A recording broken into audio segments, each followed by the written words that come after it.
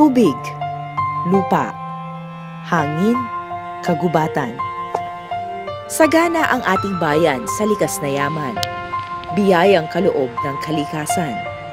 At ang bawat isa ay may karampatang bahagi rito, mahirap man o mayaman, upang magamit at mapakinabangan, makatulong sa kapwa, malunasan ang kahirapan, para sa masaya at masaganang kinabukasan.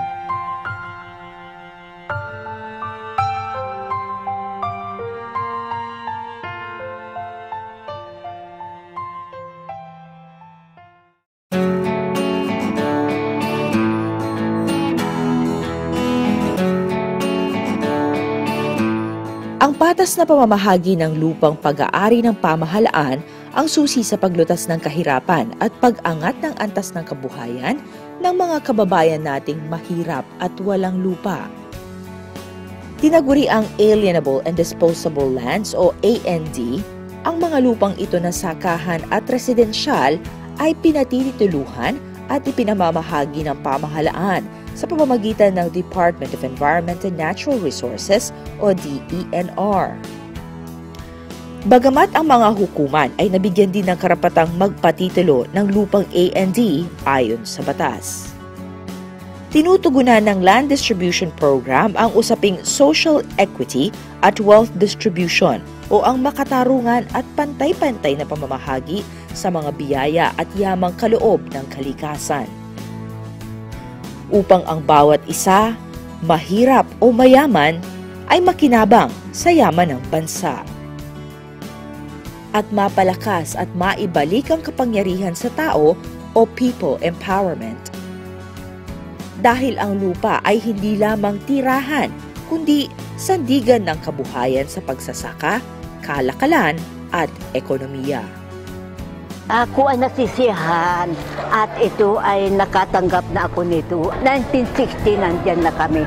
Sa nagpapasalamat ako po ng malaki at meron pa akong inaantay na matitulahan yung titirahan ng dalawang anak ko sa tabi ng simbahan.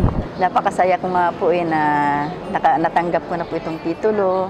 At saka isa po sa pamamagitan din ng mahal naming mayor na porsigido din pong nagpagawa nito. Maraming salamat po sa kanila at sa bumubuo ng mga sa DENR. Natupad na rin po yung hinahangad namin na titulo.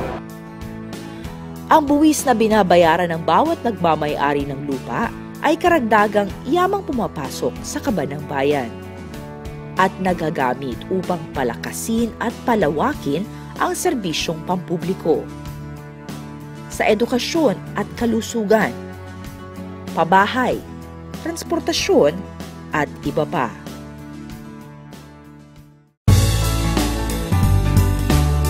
Ang titulo ay katibayan ng pagmamay-ari ng lupa.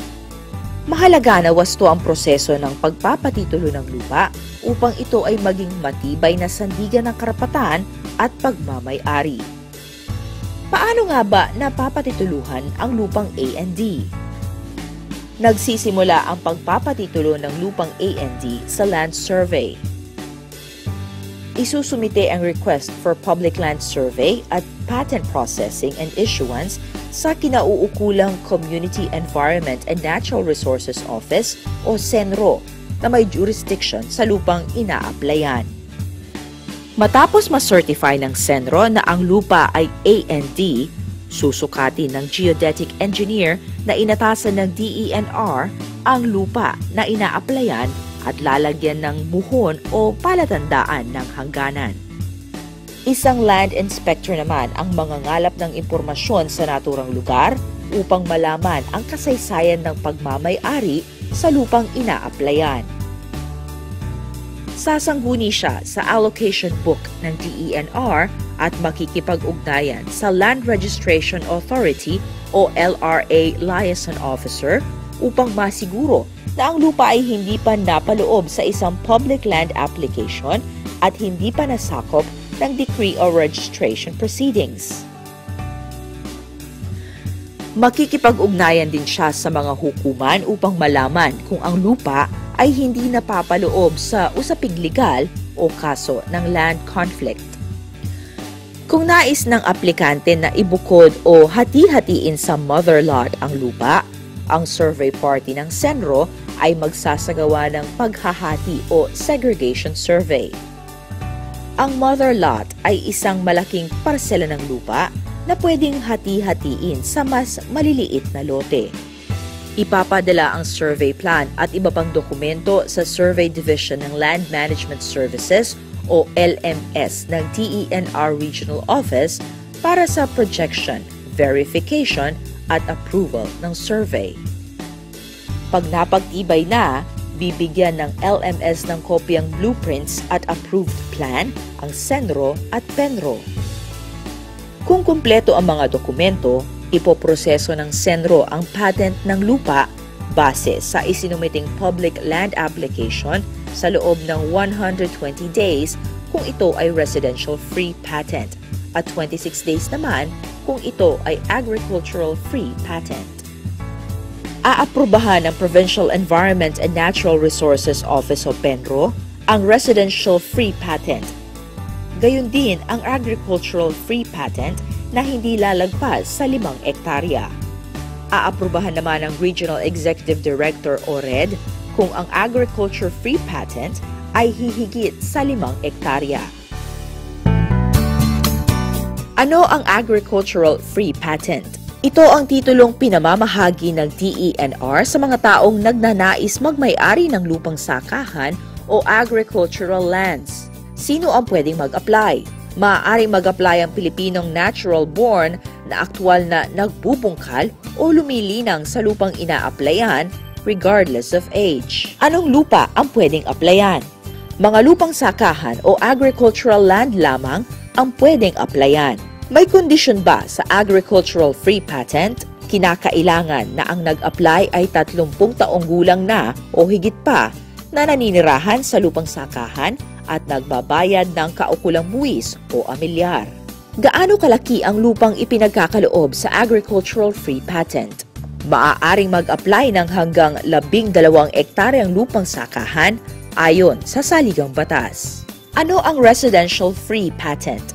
Ito ang titulong pinamamahagi ng DENR sa mga lupang residensyal o tinitirikan ng kabahayan ayon sa New Residential Free Patent Act o Republic Act 10023. Sino ang maaaring mag-apply? Maaaring mag-apply ang sinumang Pilipino, natural-born, naturalized o dual citizen man, regardless of age. Anong lupa ang pwedeng applyan? Maaari lamang applyan ang mga lupang residential, residential zone at town sites na pinagtibay ng zoning ordinance. May kondisyon ba sa residential free patent? Ang aplikante ay kailangang aktwal at tuloy-tuloy na naninirahan sa lupang ina-applyan ng hindi kukulang sa 10 taon. Gaano kalaki ang lupang ipinagkakaloob sa residential free patent? 200 metro kwadrado sa mga highly urbanized cities, 500 metro kwadrado sa ibang syudad, 750 metro kwadrado sa first and second class municipalities, at 1,000 metro kwadrado naman sa iba pang munisipyo.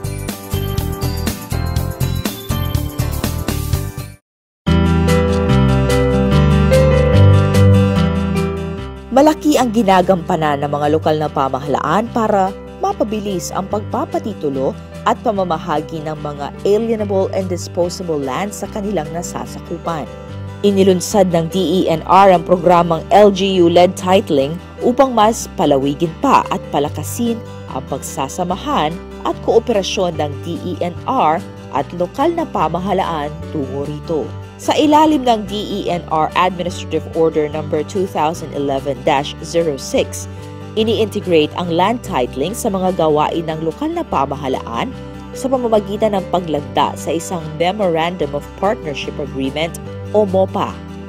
Ayon sa kasunduang ito, ang pamahalaang lokal ay magtatakda ng batas-ordinansa na magtatatag ng Land Management and Information Office sa pamahalaang bayan na siyang magiging katuwang ng DENR sa pagpapatitulo ng lupa sa kanilang lugar. Magtatatag din ang lokal na pamahalaan ng adjudication team at Land Management Council, katuwang ang DENR, na siyang mangangasiwa sa pagpapatitulo ng lupa. Sasailalim sa pagsasanay ang mga municipal assessor, municipal planning and development officer at iba pang mga kawani ng pamahalaang lokal sa iba't ibang aspeto ng public land titling, management at adjudication. Makatapos ang training ay itatalaga sila ng DENR bilang Deputized Public Land Inspector. Tamang land valuation, tamang survey at malinis na titulo, tamang buwi sa tax collection sa lupang titulado, mas maayos at malawak na serbisyo publiko. Ang DENR at ang programang LGU-led titling, pamamahagi ng lupa at ng biyaya nito sa bawat mamamayang Pilipino, tungo sa pag-unlad at pag-asenso.